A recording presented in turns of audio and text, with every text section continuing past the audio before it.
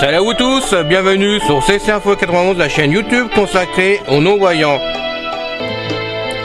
Présenté par Alain Leclerc, avec Pascal Cusson,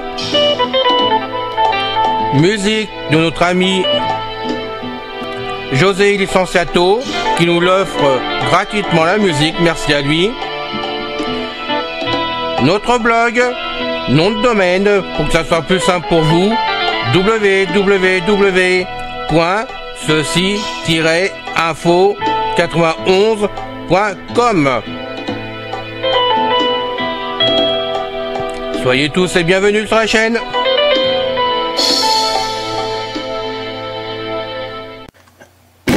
Mes très chers amis, bien le bonjour.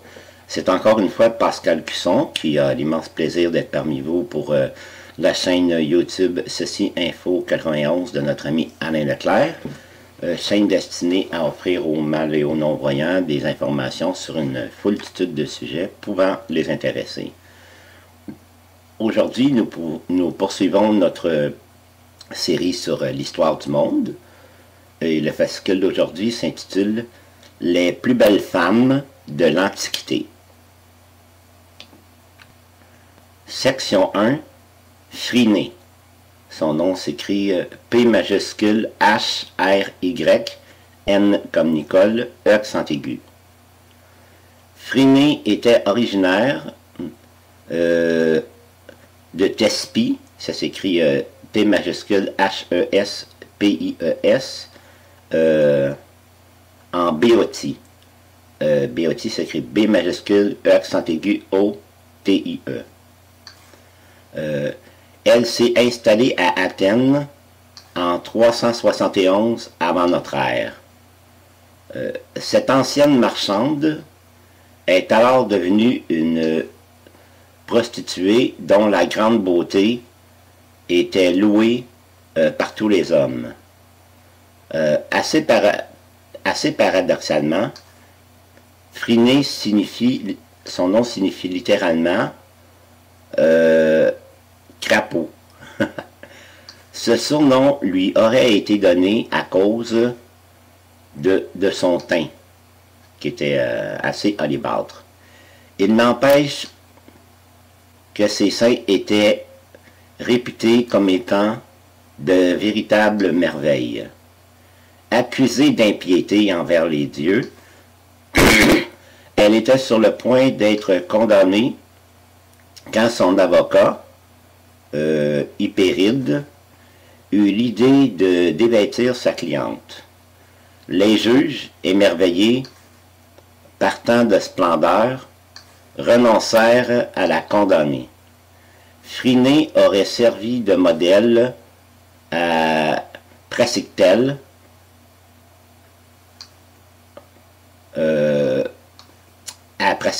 qui était un grand sculpteur de son époque, qui était aussi l'un de ses amants, pour la sculpture de l'Aphrodite de Cnide, qui est restée une sculpture très célèbre au fil des âges. Elle a inspiré de nombreux artistes du 19e siècle, dont notamment Jean-Léon Gérôme, et sa célèbre toile intitulée Phryné devant l'aéropage. Fin de la section 1. Section 2. Leontion. C'est écrit L majuscule E O N T I O N comme Nicole. Leontion, ou sinon on peut la nommer Léontium, a vécu au IIIe siècle avant notre ère. C'était une Athénienne et une philosophe réputée. Elle fut d'ailleurs la maîtresse d'Épicure, qui était un grand philosophe, un grand penseur de son époque, grec, ainsi que de plusieurs de ses élèves. Nous savons assez peu de choses sur cette femme. Elle a été dit qu'elle était une courtisane, mais cela n'est pas certain. À l'époque, les femmes qui souhaitaient mener une vie indépendante se faisaient courtiser afin de bénéficier d'une liberté refusée aux autres femmes. L'école d'Épicure était d'ailleurs très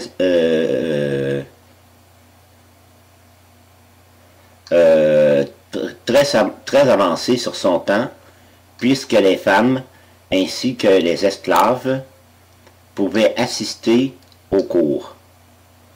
D'une grande beauté, Léontion peut être considérée comme la première suffragette. Indépendante d'esprit et de mœurs, elle dirigea une école de philosophie et conçut un traité dont parle le grand avocat romain Cicéron. Bravo! Fin de la section 2.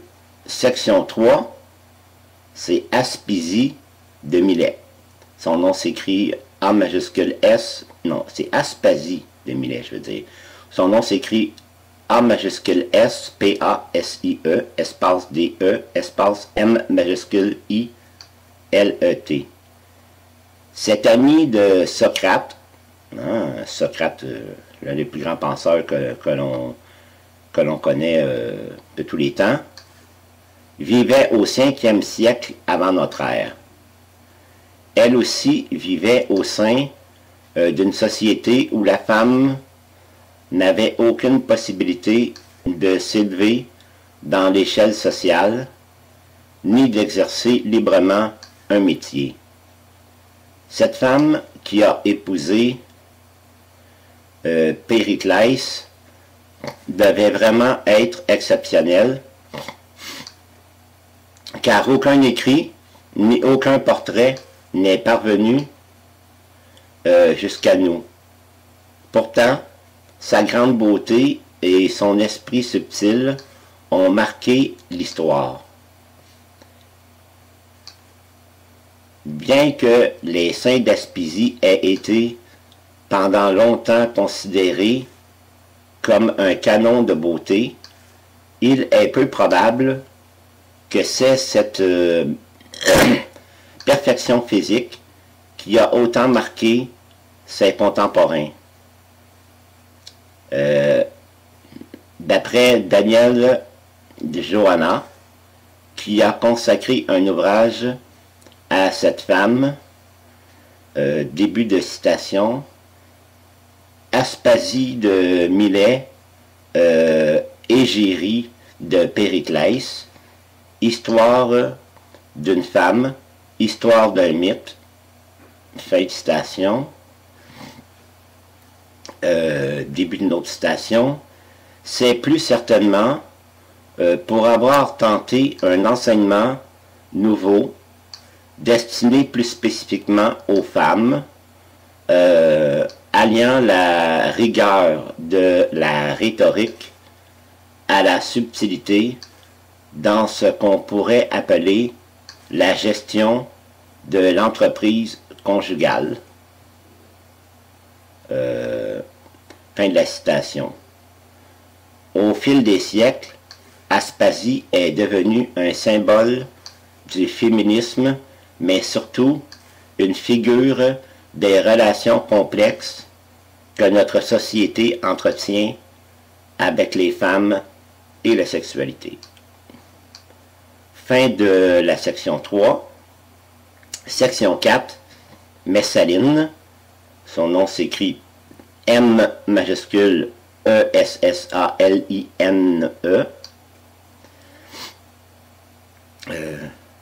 Valeria Messalina, qui est de son nom latin, qui a vécu de 25 à 48 de notre ère, fut la troisième épouse de l'empereur romain Claude et donna naissance à Octavie.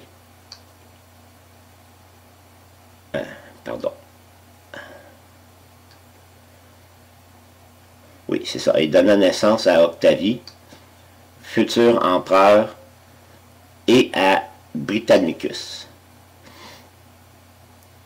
Impératrice, elle était réputée pour s'abandonner à toutes les lubricités.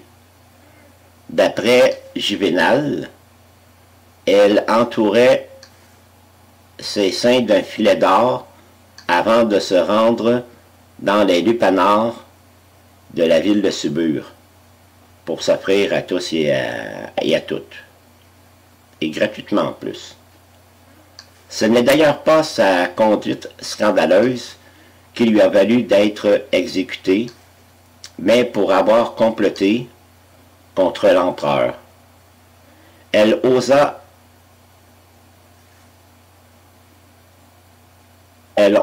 épouser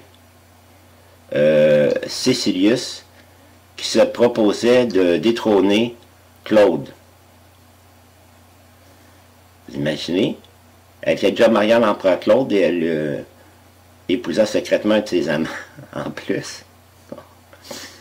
Elle réussit à faire périr Polybe, affranchi au service de Claude, mais Pallas la fit exécuter, ainsi que Silius. Tous les historiens ne sont pas d'accord sur la soi-disant prostitution de Messaline. Certains ont par contre avancé l'hypothèse qu'elle souffrait probablement de nymphomanie. Une chose est sûre, Messaline était très belle. Fin de la section 4. Section 5. Cléopâtre 7. Son nom s'écrit C majuscule L E accent aigu O P accent circonflexe T R E. C'était la 7e qui portait son nom. Ah, ça je crois que c'est la femme la plus connue de l'Antiquité. Cléopâtre 7 qui naquit dans la ville d'Alexandrie en Égypte en 69 avant notre ère et qui mourut à Alexandrie en l'an 30 avant notre ère.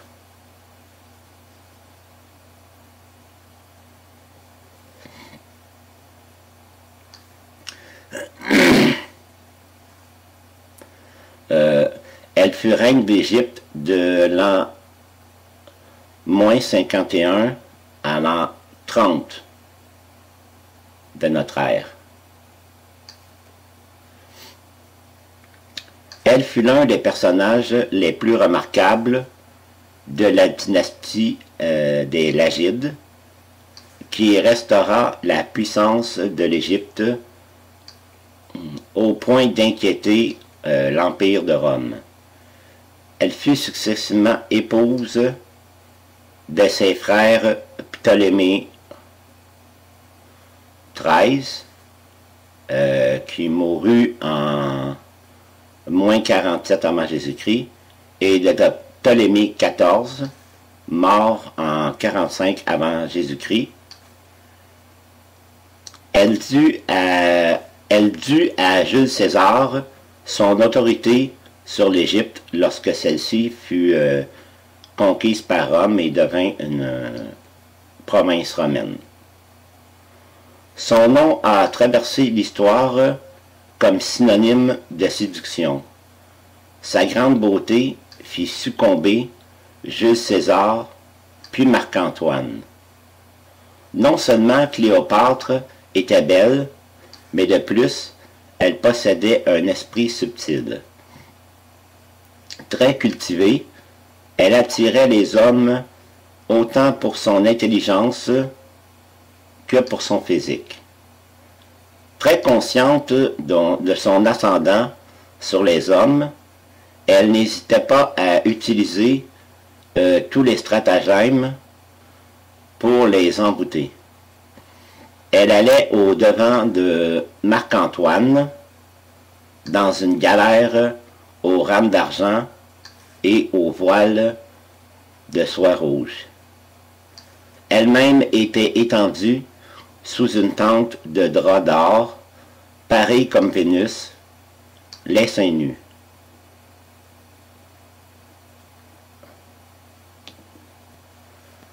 Pourquoi voulut-elle à ce point séduire Marc-Antoine alors qu'elle avait été la maîtresse de Jules César? Eh bien, parce que Jules César, au sommet de sa gloire, fut assassiné au Sénat, durant une séance du Sénat, par le fameux Brutus, le fameux traître Brutus qui le poignarda à mort. Donc, la reine d'Égypte se trouvait sans protecteur puissant. Alors, elle décida de séduire le premier lieutenant de Marc-Antoine, le premier lieutenant, je veux dire, de Jules César, qui se trouva être Marc-Antoine. Elle eut 3 enfants avec Marc-Antoine. Ce dernier fit l'erreur de joindre au royaume d'Égypte plusieurs provinces romaines d'Orient. Au nom de l'Occident romain, Octave, qui était un neveu de Jules César et se destina lui-même comme étant le successeur du grand homme, déclara la guerre à la reine d'Égypte et à Marc-Antoine.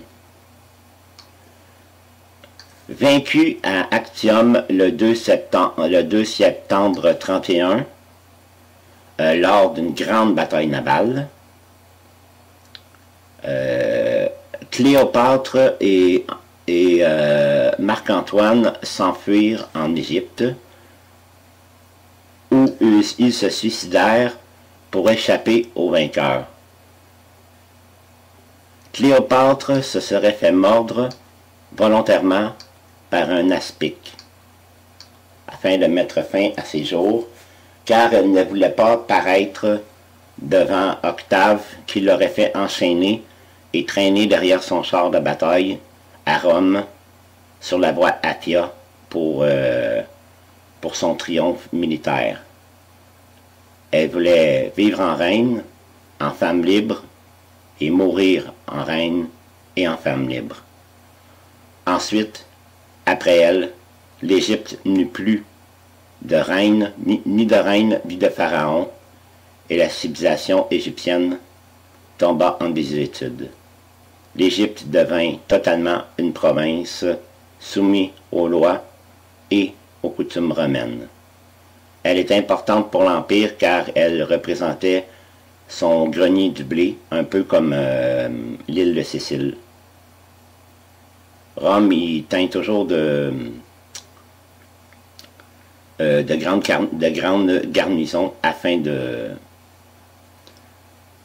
maintenir une pointe de fer sur la défunte civilisation égyptienne. Donc voilà, et tous les enfants que Cléopâtre eut de César et de Marc-Antoine furent pourchassés et mis à mort afin que plus jamais la royauté égyptienne ne puisse renaître de ses cendres. Voilà, fin d'une grande reine et fin d'une grande civilisation que fut l'Égypte. Fin de cette 5e section et aussi fin de ce podcast. J'espère que cela vous a plu. Jusqu'à la prochaine fois, prenez bien soin de vous. Bye bye. Ciao.